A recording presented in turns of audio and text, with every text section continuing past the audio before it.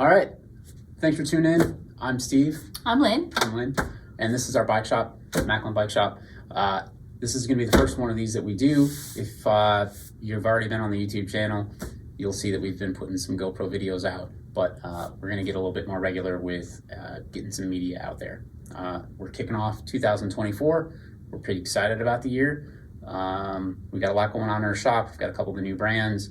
And we just we're looking for another way to communicate with the people that come in and out of our shop, our community, of all kinds of things. A little bit of news on maybe what races are going on, maybe results from some of them locally, events happening, that type of thing, new product that we have in the store, product that's generally just on the market, right? Sure, yeah. That we're excited about, and probably some we'll call it frequently asked questions. Yeah, so we talk to a lot of customers. We have a variety of questions that come up. And so, we get questions in the shop, and we might use those as some topics for this. So every week we'll probably have a kind of a bit of a regimen of stuff that we'll cover. And I say every week, I'd actually like to do this every week. It's busy running the shop, but some of this downtime in the off season, although we have a lot of service going on, the door traffic's quieter this time of the year, so we figured this is the best time of year to kick something off. Yes. And ironically, there's actually still a lot going on. So anyway, let's kind of dive into it. You want to jump right in? Yeah, Lynn's kind of got a little list of some stuff that trying to keep us on track tonight. So yeah, because if you've been in the shop, I can get a little long-winded. You already know that. All right, first thing up on my list is bike registrations opening up. So obviously January's hit. A lot of the registrations have been opening up. So what are the ones that we know of so far that we've signed up for or know that are coming up? Yeah, I mean, the ones that we're pretty, excited about and if you didn't get in, it's too late. It filled up in a few hours, was the day across Minnesota. It's been off for 2 years. It's been off for 2 years, I believe. Ran for 5. Yeah. I had only registered for the very last one, and I stupidly registered for the 480, and I did not finish that. So I pulled out at 200 miles. There's no way I was going to get to the 480. So we're in on that, and 240 this time. I say the 240, but registration, literally within the day, it filled up. So yeah. Unfortunately, it's filled up. However, there's a wait list, I guess. There's a wait list. So go on Bike Rag, look it up. There's a wait list. Yeah. I think we got a handful of us from the. There is. There's a handful of some Maklin riders. So yeah. You'll see us out there. People from the shop and on our team. So, yeah. Freedom. That's. I think that's a fantastic event. Freedom 76. There's a 46, a 76, and a 106 mile race. Yeah, that happens in July. Yeah. We were there last year. I think we had 7 of us. Mm-hmm. 7 of us there with our shop team, and I don't know. Actually, our son, our 15-year-old, took 3rd on the overall on the 46 miles. So we were super excited about that. And he was very excited. And I think he might try the 80 this year. So. But anyway. Great event, low key, but also pretty economical to sign up for registration. So yeah, race fees are fantastic on this one, and it's actually really, really well run as well. So it's super awesome. So and by the time if you're watching this now, then the Shimano 40 is open, and the Lutzen 99er registration, I believe, is open as well. I bring those up because they're kind of local ones, and we get excited about. We just shorten it, called the Check 40, and we're usually up at that. We close our shop for that weekend to go. Yeah, so. And that's in September. And then the Lutzen race is June. Yeah, and I know there's some others out there. Those are the ones that kind of quickly came off the top of my head. So, or Lynn came up. So, you've got some stuff on there, Lynn, for some new product in the shop. Yeah, so I'm excited. We just got our new Smith helmets in. We had put a preseason order in. I don't know, like late summer. We had the rep in, tried some helmets on. Very excited. First shipment came. Tried them on. They're great. But we're excited because we'll have Smith helmets, we'll have POC helmets, and then some Fox as well. So we have a good helmet lineup in the store. Yeah, pretty nailed on. The Smith helmets fit. They fit really, really well. Yeah. And we have a variety of styles in stock and colors. So pretty excited about that. So then on my list here, so the next thing is YouTube content. So this is part of that. This is part of it. However, we do have some more out there. So Steve, can you talk about some of the other YouTube content we have out there? Yeah. So I've been working on this, and it's new, but just trying to get some stuff out there to. If you go on the channel right now, that's where you would be seeing this at. You'll see some just ride videos. Literally, just very simple point of view. If you're curious what some of the trail systems look like, that's really kind of all it was about. We will probably get some more video out there too throughout the year. Some of our races and that type of thing. So trying to balance everything out. So it's a lot. So we also took a trip at Thanksgiving time and just checked out some new trail systems down in the southwest.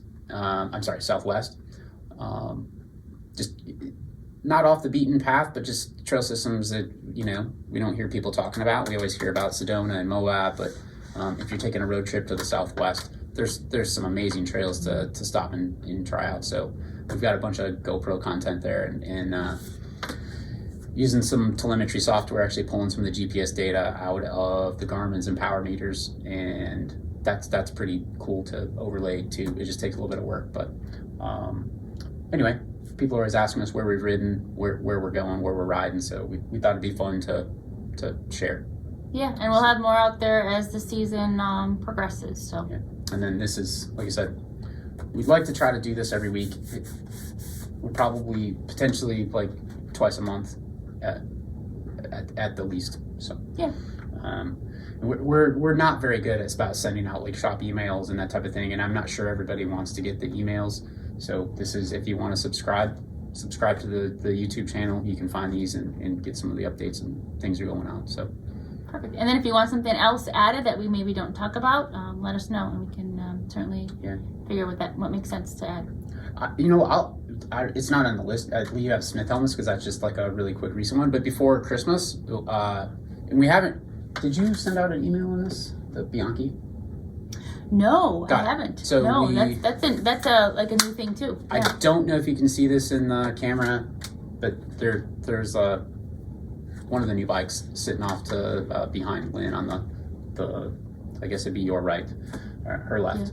Yeah. But anyway, we've got some cool stuff coming in from Bianchi as well. So we actually had we get some cool stuff that's coming recently from Cervelo as well. But we've been carrying Cervelo for about a year already. Anyway, actually, we have Jamis bikes in now too. So lots of new brands in the store and lots of new products. So usually these updates will probably be kind of what's been going on in the last week or two. But since this is the first one, those are some big hitters probably in the last month. So true. Anyway, good points to add. Yeah. And then let's see. The next topic I have are training apps. What training apps are out there, and what have we been working with? Or indoor training. Indoor. So I think you have this on the topic because it's indoor training season right now. So we carry the Wahoo stuff. We've carried Ceres Tax in the past, but actually we have Tax. You're using a Tax trainer. I'm currently running a Tax. Yeah. It's actually, I love the Tax trainer actually. I'm using the Wahoo. I get a kick out of the no pun intended, the kicker climb with the Wahoo device on Zwift. So if you're doing the hills in Zwift, I like how the front of the bike comes up. So anyway, we had pretty heavy Zwift mileage last week. I see. Yeah, Steve. So speaking of Zwift, what kind of routes did you do last week or recently? I did some big climb routes. I knocked off the Uber pretzel, so that's like a 80-mile ride or whatever. But Yeah, that was pretty intense. Especially providing like, let's say support, like he was I was getting bottle hand-ups in my basement. so you had to explain it. Yeah, I was like stake support on the trainer. Yeah. So yeah. But and then you've been getting on the trainer too. I have. Yeah. Yep. And and the kids. our kids will use the trainer too. Yeah. So Kyle's been getting some Kyle's miles. been getting I think a lot Kyle of did miles. like 100 miles on Zwift last week. Yeah. So Yeah, it's the season for indoor training. but if you're on Zwift, well, okay. So all of my social media stuff, whether I like follow back or whatever, I really like anyone can follow me. I don't really care. It doesn't like I'm like if you want to follow along what I'm doing, by all means, like look it up, follow. See me on Zwift and then want to join me on my ride, go for it. Like I might not, depending on what ride I'm doing, I might not take off and like hit sprints with you. If I'm just doing a long easy zone 2 ride or something, but Lynn's different. She's she's got everything. Like she's on like lockdown. Maybe I'll embrace it at one point, but we'll see. But yeah, you send her a follow request, you're probably just not going to get a Exactly. response. I probably just won't even see it. Mine, you don't have to request. It's just there. It's there. So I don't follow everybody back, but if you're like knocking down some really crazy, cool, interesting rides, I'll probably follow that. So or if like you're coming in out of the shop and I know you've got some really specific goals for the year, we talked about it, and like I'm kind of like excited to like see that. Like I like to. I think it's pretty cool stuff. But yeah, most of what I actually follow on like Strava is like people aren't even in the area. Like because I just like see what's going on in other areas. If you're like local, I tend to not even follow as much because I prefer to actually have those conversations in person. Like, yeah, I love when people come in the shop and tell me about these latest rides, and I didn't already know about it. Yeah, like, rides or races or events, or maybe they went on vacation and rode some trails. Yeah, social media kind of kills the. I miss some of the genuine conversation. But anyway, that's probably a whole nother. It's another topic in itself. Anyway, you had a note on here for Shimano recall. This is a few months old, right? This is a few months old. So back at the end of like late fall of 2023, Shimano released a voluntary recall for certain crank sets. And then on the Shimano website, they have the different crank sets to take a look at, and then there's markings on it. But if your bike has one of those crank sets, give us a call and we can have you drop it off and we can take a look to see if your bike is affected. And Shimano if it is affected by it and it fails inspection, Shimano will actually provide a new crank free of charge under the recall. But any questions, let us know. Yeah, look up the details of it. So they've got some pretty specific language on it. So, but we've actually had quite a few. Yeah, we've been doing inspections and going through them. So, actually, so it's not on here, but like for service, then if you're looking to get your bike serviced before spring, right now you can just drop it off. So January, but I would say if you wait till April, then you're gonna need to. We'll start going to our weekly schedule in April. Yeah, that's when it gets a little bit busier, and we definitely have a little bit more routine of trying to get things in and out. We would start to run out of space then and that type of thing, so we're a little more stringent on like, okay, your week is this week, get them dropped off by Monday, call, and then I'll put you on the schedule. Right now, you can drop them off. We certainly don't, like when we get it done, we'd like you to come pick it up as soon as you can so we can keep the space moving, but there's always a bit of a lull we get around like the Christmas, New Year's time because we do shut the shop down for some days. So if you dropped your bike off before Christmas, then it sits here for a little bit as we're in and out. And then our parts orders, we end up going a couple of weeks, around those holidays where we're not shipping parts in like we normally do. So, but I would say like this, we just sent out a bunch of parts orders today, right? Yep, today. So we got a bunch of service bikes in right now that the end of the week or early next week we'll be getting flipped and turned back out as parts come in. And then, but yeah, like I said, we run the schedule a little bit loose in the winter. A lot of people drop their bikes off and say, I don't really care when I get it back. And then that gives us some leeway when fat bikers bring their bikes in or winter riders, although fat biking this season's been kind of, almost not happening. But I mean, we were riding drop bar bikes through December. Correct. So, but if you did have a fat bike or a bike that you put on your trainer and need service, let us know when you drop it off, and then we'll certainly make sure we flip that around sooner than the other bikes. Yeah. So, that is all I had, Steve. But do you have anything? No, that's a pretty quick one. In the future, and we're gonna try to figure out how this goes. In the future, we might have some, if something funny happened in the shop, share some stuff, or just in general, like the industry, new product that we're excited about, that type of thing. Kind of want it to be more of an informational thing and what's going on in the shop, that type of thing. If there's a product that we're really excited about that's like new, we'll share it. And I don't know, if we run into like some pretty wild service job or something like that we find might be like a lessons learned tip or something like that, for everyone, we'll share it. Actually, that's a good one. Shock service. So we'll do the fluid changes and stuff in here, and like dust wiper seals, that type of thing. But when it comes to like the full shock and fork overhauls, doing the internals, then we just send them out to the factory. So is it 5 years? It's 5 years. Yeah. So if it's a Fox or Rock Shock, or at least our latest communication is after 5 years and they don't take them direct into the factory, then you use a third party. But we like to send them directly into the factory during that time, because sometimes they like catch some stuff. And we had was it a fork? No, we had a rear shock. We had a rear shock. We sent it in with no expectation, and they actually just replaced it. Free of charge with the customer. With the new one. So, and then we had an instance where I think somebody had some damage, and so we were able to get them like a highly discounted like crash replacement direct. So so anyway. there are perks to go direct.